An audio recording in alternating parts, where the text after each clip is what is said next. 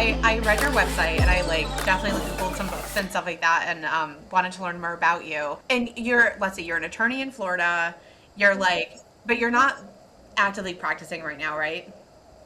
Okay, so Nope. your entire job is like advocacy and like speaking about like autism, neurodivergency, disability based services. And it also sounded like you had a lot to say about the workplace stuff. Always. I am such a geek when it comes to work because I realize that's where so many people encounter barriers, especially neurodivergent and disabled people.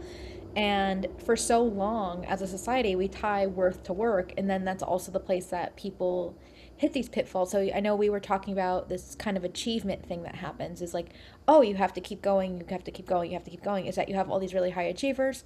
Then we get to work, we burn out, we have so many things at play, we might not be accommodated the same way we were in school, that all sorts of other stuff happens.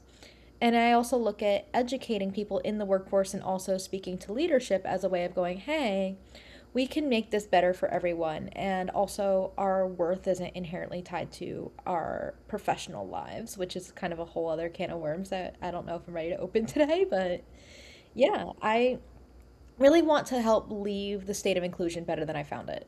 I love that. I love that. I always my favorite quote is like be who you needed when you were younger. Um, in really terms of like how to support the next generation that's sort of struggling or working through kind of like similar things that you had to deal with. Um, and it's amazing to think about like I feel like this is the other piece, right, about humans where we're like we're at this level where there's so much that we've done that we can be proud of, but like we don't have to keep moving the goalpost for us. We can enjoy what we've built and we can enjoy like the experience of like, here's where I'm at now, like the view on a hike. Like I'm gonna enjoy this. And then when that next thing comes, it comes. hmm And I think about that a lot for young people is it's always like what's next? Like think about when you go to those big gatherings, when it's a graduation, when something happens, everyone's like, "Well, what do you have next?" Or what's your plans after this? Like, let me just be proud, let me just enjoy this. Let me enjoy that view from the hike like you're saying. And not and it almost when we say like, "Oh, this view isn't enough," or, "Well, that's great that you got to the view, but there's a higher mountain out there." It's it's such a weird feeling. I don't really know how to name it, but it's something that's so ingrained in us as a society at this point. And I think especially for neurodivergent people, there's this kind of you have to overperform. So then people give you the benefit of the doubt, so that people like you, that you are performing at an additionally high level just to gain social capital in some way, shape, or form. Yes. Well, so that's really interesting because so I obviously I only work with teenagers. That's my like entire platform are teens.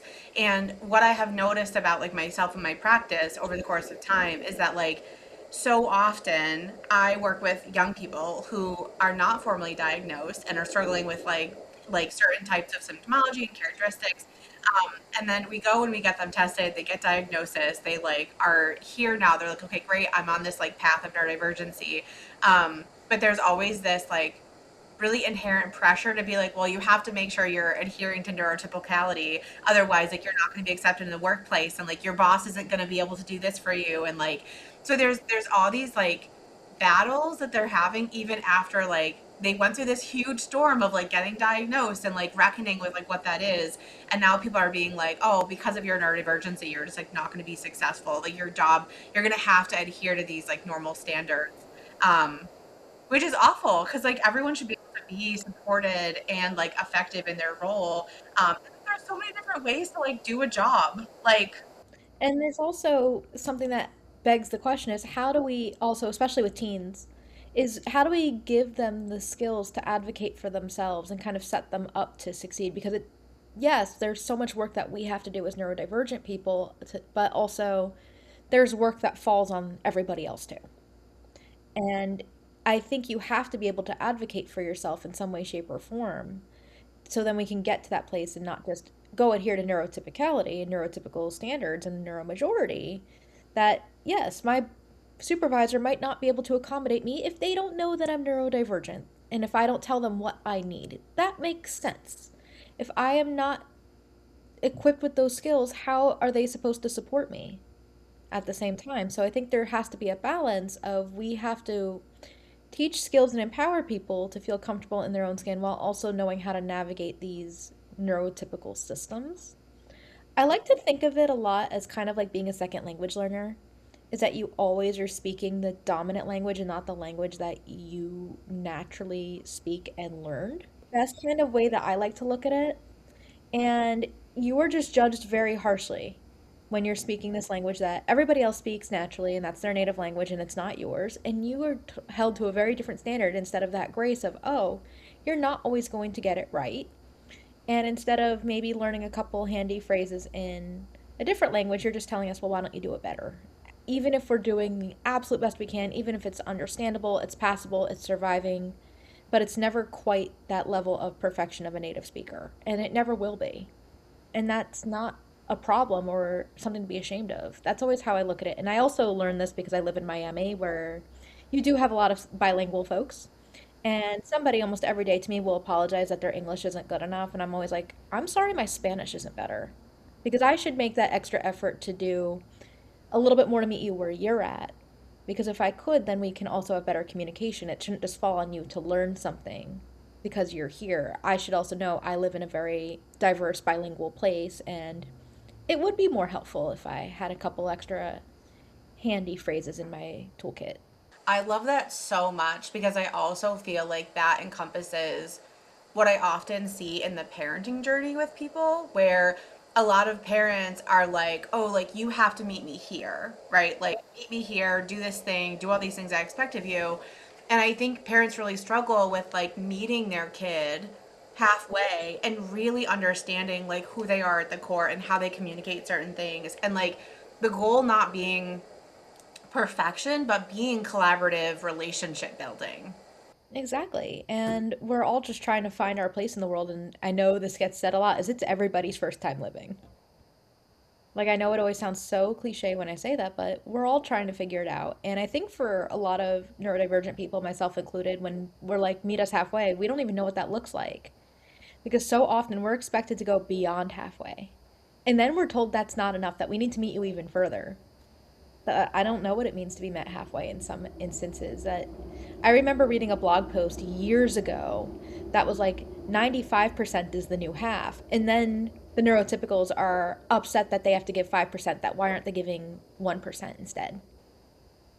Like what halfway is almost like this big mystery because there's so much onus and pressure to perform neurotypicality and meet you where you're at rather than try to find that halfway point, whatever that may be. Oh, I love this conversation so much. So here's the thing that's really interesting to me is that I started out just wanting to work with teenagers, and I had a wide variety of like folks on my caseload that had different diagnoses, different like things they were struggling with, etc. And when I look at my caseload now, a majority of the folks that I work with are somewhere on the spectrum, somewhere on the neurodivergency kind of like spectrum or need. And I think part of that for me is like my own flexibility with like, I will do the work to meet you there. Like, if you are like, if your special interest is something I've never heard of before, I'm leaving that session and I'm like hyper focused on learning every single thing I can about this thing that you're really into so that then I can bring that back to session and use that as like a common shared language so that like, I'm not asking you to learn psychology and emotional and stuff. Like, I will use your D&D examples to like help build that bridge between where you're at and where you want to be at, not where I want you to be at.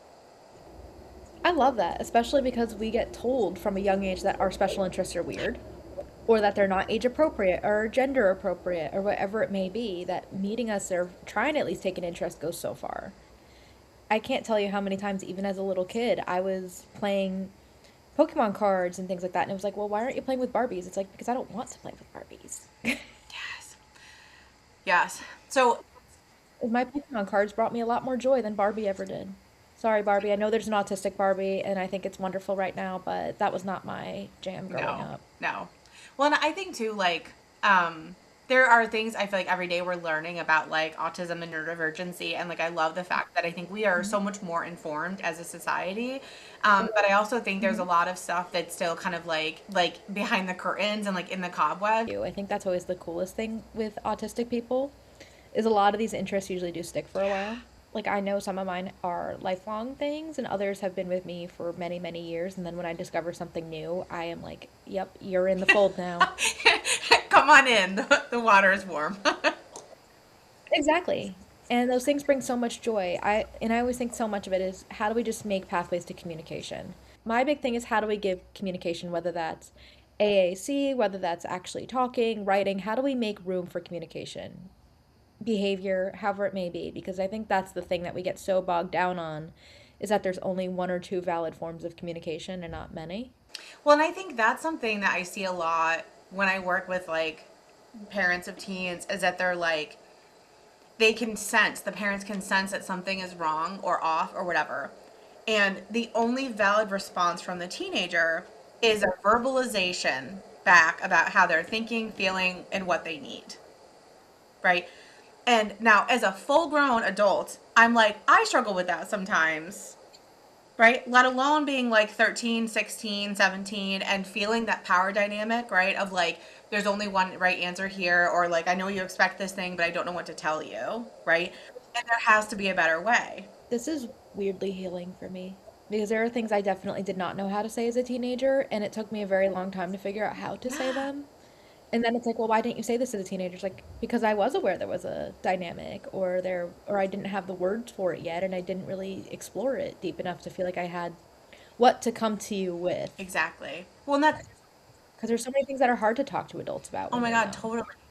And you're afraid they're not going to get it because think of how much things have changed. Or you think that you're going to be criticized in some way because everything feels that heavy and sensitive and Yeah. scary. Well, and at the same time too, I think when we're in a dynamic with an adult, right? What happens so often is that you might share something and you're kind of like, maybe this is the thing for me.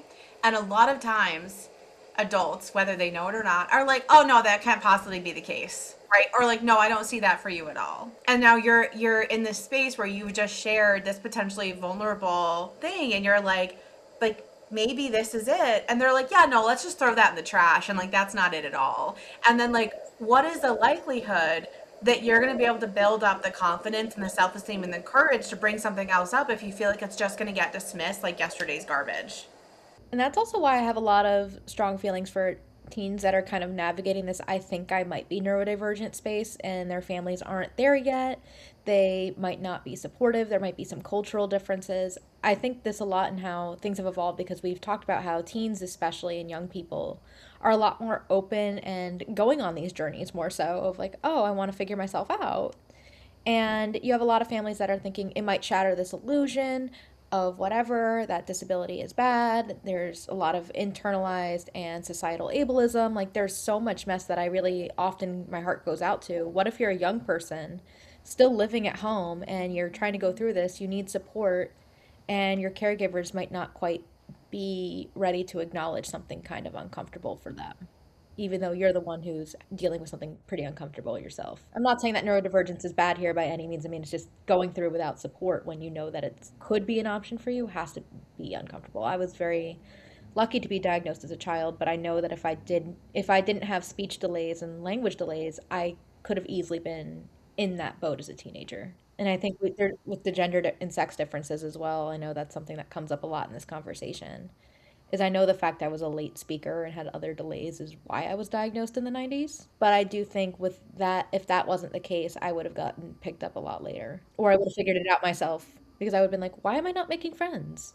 Why is this hard for me? Why is this overwhelming? Why is everybody saying I'm moody when really I'm just dysregulated and have overstimulated? Yes. Well, and that's the thing that I see like so much of is I get like, young kind of like teen girls who come in and they're like, I don't understand this and I don't know why like I feel so differently or like people call me weird or like whatever those pieces are. Um, or they can't hold on to friends in the same way that they're seeing somebody else able to do that.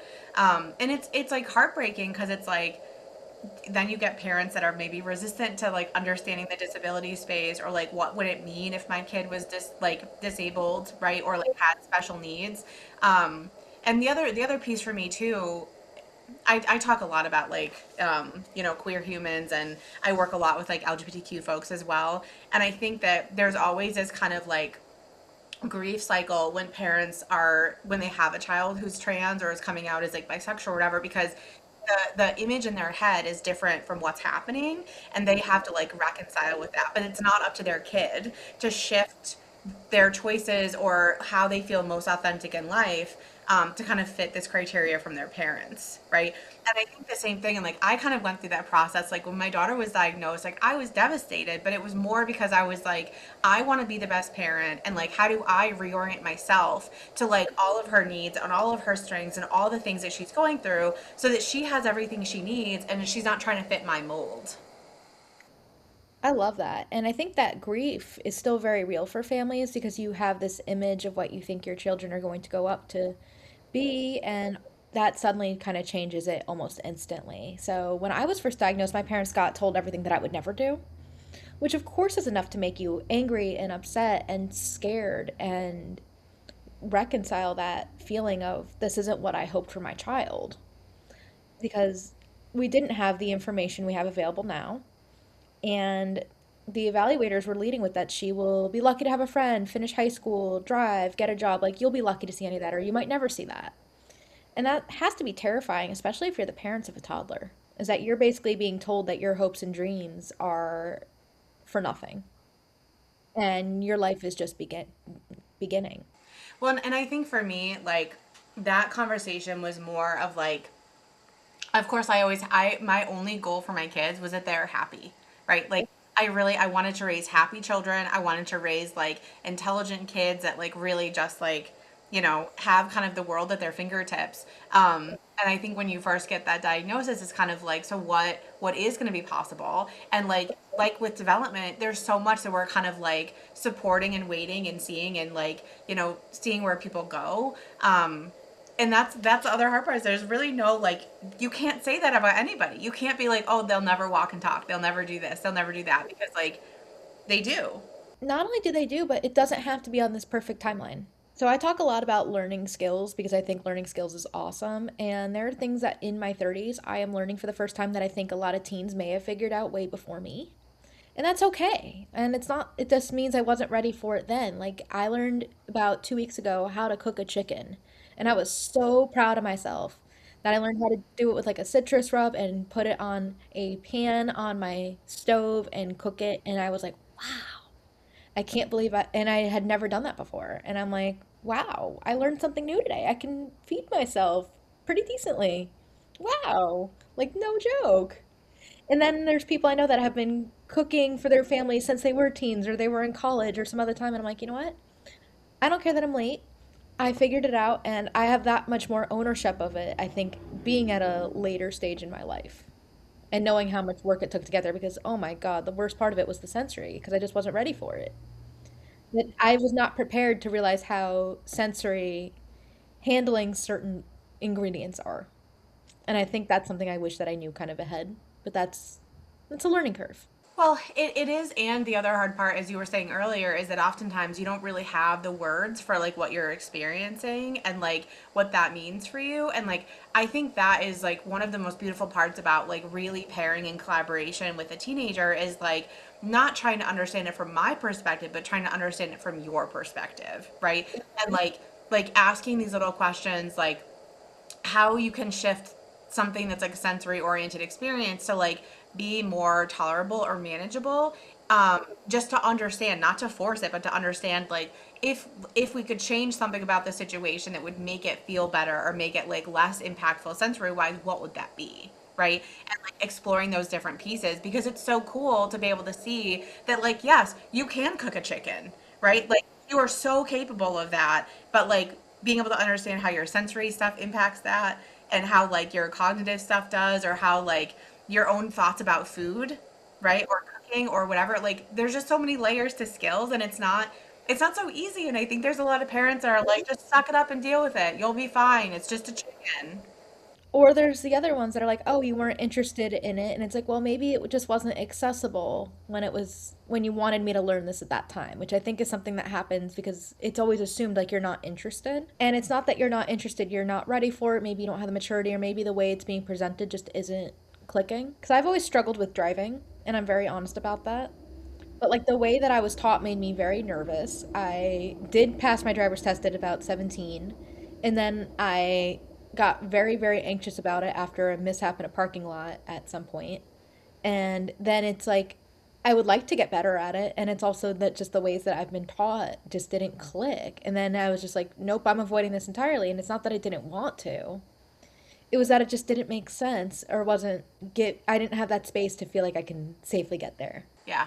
Well, and you bring up the good point, and I always talk about how like growth is not linear in the way that we think it is. And so we often think about like skill building as like, okay, you do this first, and this first, and then this, and then you that.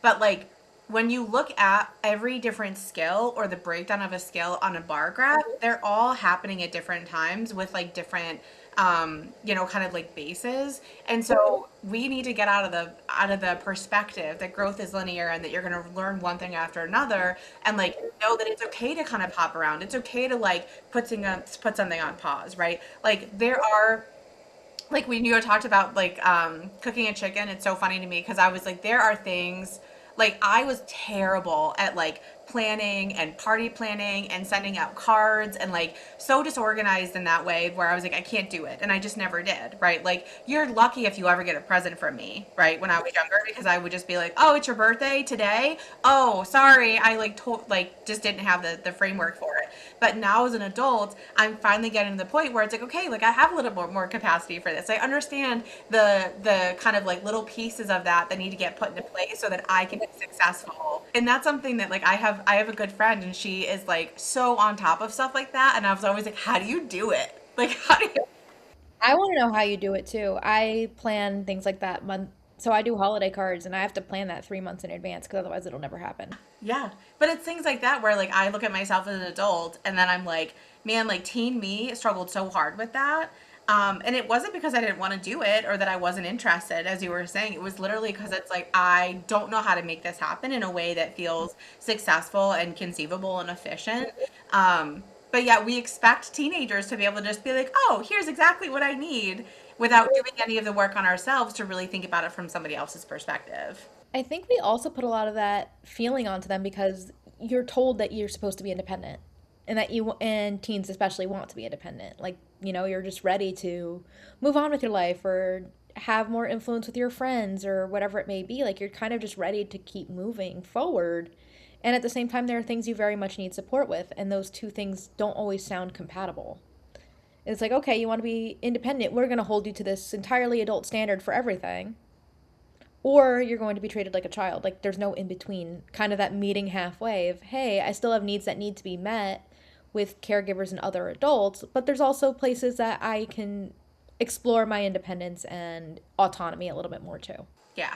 No, absolutely. And I think about it in terms of like going on a road trip with your teenager, right? Where there are going to be times where you are in the driver's seat, and there are going to be times where like you're in the passenger seat, and then there's going to be times where like you're in the back seat because you're taking a nap, and then there's going to be times where like your teen might need directions but you're sitting in the back seat, right?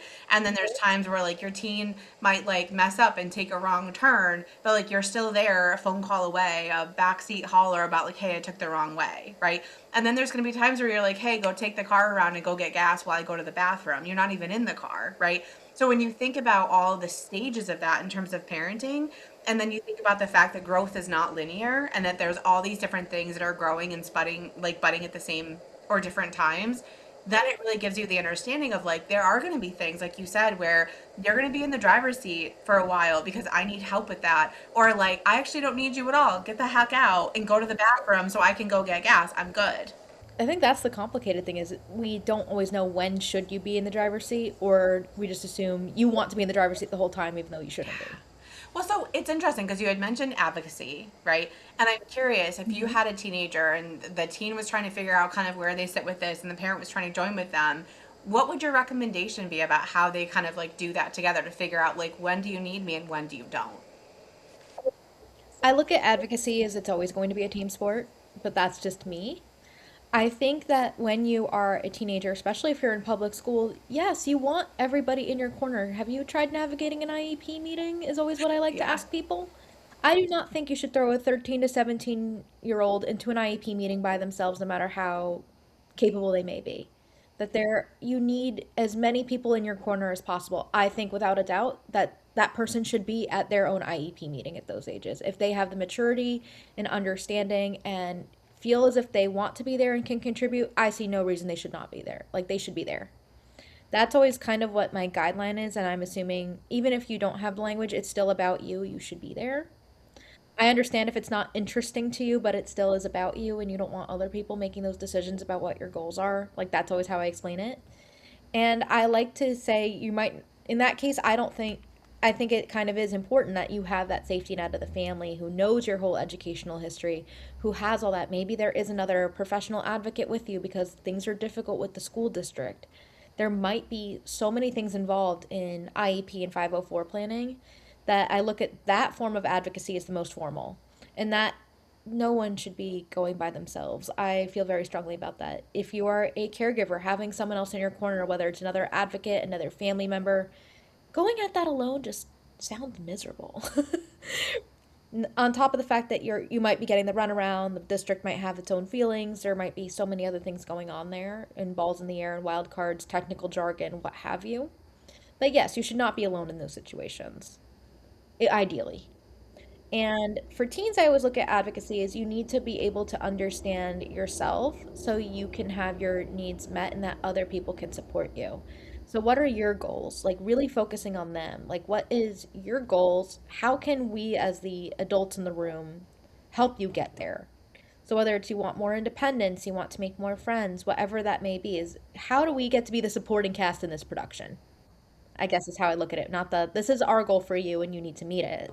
It's how can we help you meet your goal, and also giving them the skills to be able to advocate for themselves and to understand their own diagnosis and themselves and build that confidence and self-esteem. Not only is just setting them up in that moment, but really kind of building blocks for when they go on to the workforce or higher education or a trade school or whatever it may be, that you can somehow stand up for what you need and help yourself be successful. Because if you're just in denial or don't have the information, how can we expect you to be as successful as you can be and really give you those tools and accommodations or whatever it is that you need to be successful and understand? We want to understand, is always how I look at it. And I look at advocacy as building that bridge. And then when you, of course, are 18 or you're moving on outside of the public school system, if that's your MO, that parents have a different role to play, if any at all. Like when you get to college, you are considered an adult if you're over 18. Like FERPA and other protections make it that your parents aren't the ones who are leading the advocacy band there for you to get an accommodation. You have to do it. And how do we set it up that you can do it, but you can still have the supporting cast at home and help you get to that place that you feel comfortable advocating in front of other adults who have been here longer? Yes. Well, there's something you said earlier that I want to go back and ask about because it's connected to this. But I think one thing you had said was talking about how, like, you really have to kind of like get to know yourself and you have to have, like, parents and other caretakers that are kind of like willing to do part of that work of like thinking outside the box. But you had said this thing about like shattering the idea of disability, right? That accepting your child's like special needs or disability or like neurodevelopmental stuff shatters the idea of that. I'm curious if you could talk more about that because I think that that is a huge barrier that a lot of parents like don't know how to get through. It's a complicated one because we have this societal belief of kind of disability equals bad, and that we also just look at this as something kind of shrouded in shame or secrecy or fear. And it's how do we get to the point that we not always are sunshine and roses disability positive, which ideally I would love, but I take an approach of disability neutrality. Is that this is a part of my life. I don't know any different. Quite frankly, at this point in my life, I don't want to know any different. I think I'd be a different individual completely, and I don't think I'd be happy with that because I'm at a good place right now. So I come from neutrality is how do I accept this and how do I understand myself well enough to be able to advocate for my needs, take care of myself, and have the highest quality of life that I can. Are there strengths in that? Absolutely. There are so many things I think that my autism has been a huge blessing and benefit to me personally. But I don't think that is the same as saying I have superpowers. I know that's kind of a really nuanced sort of take why I say I have that neutrality. And I don't think it's all bad, it's all good. I think it's kind of a mixed bag. But I also am very proud. I have a healthy self acceptance, I think. And I think that's a hard place to get to. It takes a lot of time. It takes finding community. It takes really understanding the ins and outs of what makes you who you are. And a lot of it is our fear more than anything else. And having to shatter that fear, or at least put on the brave face now and then, is really tough. Because there are times that I will honestly be like, this sucks. I hate that I'm overwhelmed. I hate that my brain can't seem to catch up with everything that I have to do. I hate that I am struggling to make and keep friends the way that my peers are. Like, that's a very real feeling. I've had that feeling before. Sometimes I still have that feeling and feel like an overgrown teenager. And I know that sounds so trite when I say it that way, but it's true. And it's how do I be like, you know what? I can't change this. This is who I am. How can I do better and how can other people do better to help me? And we can have more of an understanding than have this be adversarial. I love the fact that you talked about like disability neutrality because I do feel like um, when you take someone and you kind of look at all of the strengths and weaknesses and pros and cons and like struggles and tribulations and whatever, like there are so many things that can be good about that and obviously but that shouldn't minimize right the things that someone does struggle with or like dismiss them as like, well, you're fine in this area, so like you don't need any support and you're not actually disabled. Like I can't even tell you how many times I've had a kid who was like, yeah, I made eye contact in my neuro assessment, and so that's why they said I wasn't autistic. And then I know people that their whole life that they've been told eye contact's the goal, and then you're fine. And it's like, I would rather you work on other stuff with me than whether or not I'm looking at your eyeballs. You're cured, don't you know? I never would have known. I mean, I look at people's noses and they think I make eye contact. It's amazing. See, and I think that's a piece about like being really creative and like supportive in terms of like what things do you as a human really want to be able to do and what things are just Mhm. frivolous that you're just like I do not care. I think that is one of the frivolous ones, but I also understand it as a societal thing is we're like, oh, eye contact in some neurotypical cultures is a sign of respect and attention. But also it's exceedingly difficult and I figure out how can I still adapt to this because I don't want to be having this held against me in certain contexts. Because I do want you to think that I care because I do care. And if you aren't at that point, if you realize, oh, even if she's just doodling or doing something else, she's still listening and cares, because sometimes you can't just, do as you wish with your body language. So I have to figure out when it makes sense to adapt. I know sometimes it makes sense to do that in professional context because it's part of professionalism. That legal culture is historically very traditional and conservative, for instance. That's part of the gig. And realizing, okay, I can adapt by looking at your nose. You're not going to think I'm not looking at your eyes. You're going to just move on and it's enough to still register as professional while not making me so physically uncomfortable or unable to listen to what you're doing. Is that sometimes we have to also find that middle ground, and that's stuff that I think you learn from community as well. Because when you're with other neurodivergent people, there's just stuff you pick up on that you're like, wow, that's so smart. I never thought of that. Or how to just advocate better, or what script to use.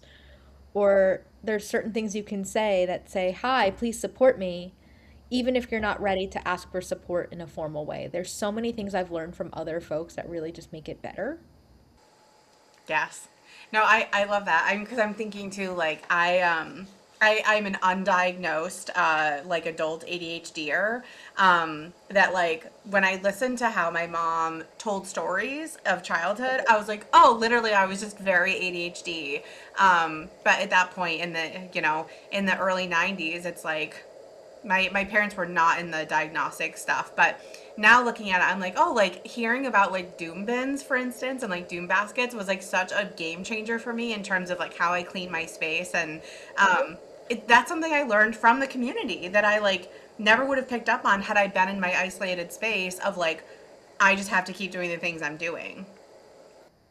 And even from community, there's things that I learned to help with my executive function that I never would have done otherwise because I just didn't have kind of that kickstart to do it, or I didn't know that there were certain tools that existed to support me. And I think having that kind of cross disability solidarity is really big too. So I have learned so much from ADHDers, from ADHDers, from people who have learning disabilities. Even if it's an experience I don't have, I'm like, wow, that makes so much sense. That can still benefit because there's so many things we have in common, like sensory, executive functioning, all these different things that sometimes I do go deeper into those other diagnostic spaces and go, oh my gosh, that would change my life. That ADHD folks have really set the bar for me on executive functioning and different community events and different tasks and tools that we can use to do better at it. Well, and I think too, like at the end of the day, when we're thinking about individual development, all of the things that we are helping to support someone in are translatable skills. There's always a way that you can take a component of that skill and use it in a different way. And I think the same thing about community where like you're going to learn something from someone and you're like, "Oh wow, like they applied it this way, but I could actually see it being helpful for me in this way." And like how cool is that that we can take all these like individual potentially like niche skills and apply them in ways in our life that make a lot of sense that help us either like navigate something better or ask for help in a way that makes more sense to us or like just feels better. Like it's incredible what we can get from community. I do think it's interesting because so often I hear oh, autism is a superpower, it's this, it's that, it's etc. And I've really like kind of been on the fence about that because I feel like when you're part of the autism community or a parent in the autism community, there are so many different levels of impact and like need. And like I follow some autism moms who like their kids are like really, really high need, profoundly autistic, right? I don't even know how I feel about that word, but like, and then you have parents that are like, oh, your kids is a superpower. It's a superpower. But the parents are like, my kid's in 24/7 residential care because I couldn't like support them or like, there's all these different factors with it. And so it is really hard when people are like, oh, it's always a superpower. And I was like, I don't know. I don't know. Not really. I always think with the superpowers thing, that's up to the individual. Like, I will never say I have superpowers, but if somebody tells me they have superpowers, I am not going to tell you otherwise. I always think that's so individual and so kind of context dependent. And also, I realize there's folks who do very strongly identify with those narratives because it's a strategic choice of you don't want to be perceived for just the deficits, so it's better to really play up those strengths. I know that can be a social move, a political move, a professional move. It's very interesting to me. But also, you did touch on something with people in the different levels and different levels of support that someone needs. And that doesn't inherently take away if someone does have strengths and weaknesses. And how do we really just come back to humanity on this? I know it sounds so silly when I say it like that, but we're just people. We are. And I think too the thing that I try to like really support people in understanding is that like when we have a lot of support and advocacy in certain places, like that really helps everybody, right? So even though like the focus might have been initially on like how do we, support someone with an IEP, now you have like many, many more people that are eligible for IEPs that get different supports. Like it just helps everyone. And I'm just like, how is this a bad? But I know like denial runs deep. And I think that sense of like grief and parenting can be really tricky. But I think it's worth it to get there, to get to the other side where it's like, how can I best support you and meet you in the middle? Absolutely. I think really finding that middle ground is key, Yeah. and that we have more in common than we think we do. Literally. Because I think it's so easy to feel like neurodivergence and disability is this whole separate human experience, and it really isn't. It is, but it isn't. Like, there's so many things that are unique to it, but it's still a human Yes. experience. Yes. They like deserve support and advocacy and like validation and like flexibility and Mm-hmm. like that's what I want. Yes. I'm like, who doesn't want some support and flexibility and like work and task management and all those other pieces. Um, That's how I feel too, is I just want support. I love hearing about your journey and like through all of this, and I feel like you've done so much good work to like advocate for the community. I just want people to care, and I think I want this to be less intimidating of a topic for folks because I think they get really scared of what they don't know. And kind of breaking it down to a human level and realizing we have more in common than we think we do is really powerful. I love just trying to humanize something that can feel very separate. Yes, like othered, very othered. Yes. That was the word I was looking for, and I just Yeah, couldn't think no, of you're it. good. Sometimes that happens is like the word is there, but it's not there. because it's like in the cloud and you're like trying to sift through the cloud and you're like, which one am I looking Hmm. for? So Yes. yeah, no, I get you. So I guess I am curious if you had kind of like some like main talking points for parents who are trying to maybe like work through a diagnosis, or any advice to teens about like kind of how to like start their journey or kind of like understand themselves, what would you say? I think you're already on a great path, the fact that you're willing to confront and start this journey. Because there's so many folks who deny and they just don't want to deal with it, kind of shove it aside, shove it under the rug, be so afraid of a label that they aren't going to get support. So you're already taking a very brave first step in being honest with yourself or your family. And that I commend you for. I think the big thing is having community and support if you can, and realizing you're not alone. I think that's the biggest thing that I would have wanted my younger self to know, because it's very easy to feel isolated as an adult with a disability, as a young person with a disability, as a family with somebody in the disability community. It's so easy to feel alone, and you're not alone. There are so many people with similar stories. There are so many things you can learn from others. There's friends you haven't met yet. There's so much, and there's so much culture, and there's so much joy. And I want you to know that those things are also compatible with self discovery, and also getting answers and clarity to why you are the way you are, and realizing that you're not broken somehow, or that something isn't wrong with you per se. Because it's very easy to feel like you're a failed version of normal, and that's not what's going on at all. You are not a Normal's failed version just of normal. Yeah, no, BS. okay, literally, yes. Like I say that all the time. I'm like, we're all weirdos in our own way, right? We are. And when we look at like statistics and stuff, I feel like they try to normalize certain things, but at the end of the day, like we're all just kind of a combination of our own experiences and our own like brain development and where we're coming from, and like what is normal. Mm-hmm. So normal like does not exist. It's like the Mean Girls quote: "The limit does not exist. Normal does not exist." Exactly. So, um, I love that though, and I do think it takes a brave or like curious perspective to really be interested in your own development. And I know that there are a lot of people that are out there kind of questioning this for themselves, which is like a beautiful process, because I think we all ultimately want to understand ourselves at such a deep, thorough, authentic level. Um, and then this is a part of a lot of people's journey. Yes. So, and we don't have to be normal. I'd No, we rather be don't. weird. Let's be honest. I would rather be myself, whatever flavor that is. Exactly. The spicy ones. That's I often end up working with folks that people would call or they'd consider spicy, but I feel like for so many reasons, it's because like there are just like deeper questions that no one's asking, or it's like very superficial Hmm. therapy versus me where I'm just like, I want to know the nitty gritty about like all of the things, because there is no level that is like too deep for me. I'm just me at this point. I don't know how I would like to label it. I'm like, I just am. I love that. And I know it's so simple to say it that way, but I'm like, you know what? I am who I am. And I can still grow. Things can still change. I am still learning new things about myself, and that's Yeah. awesome. So I know you had talked about like not really having a project so far this year, but what do you feel like you're kind of like sitting in? What space are you? Because you're doing a lot of consultation stuff, you're doing a lot of speaking. How has that been for you? Do you have things on the calendar? I love what I do.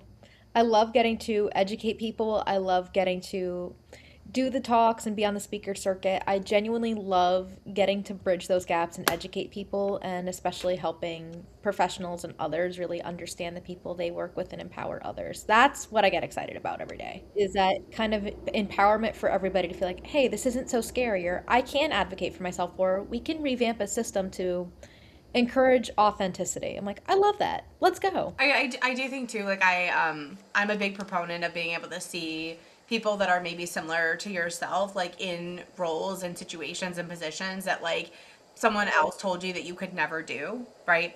And I think it's such a powerful experience to be like, oh wait, like I can do that.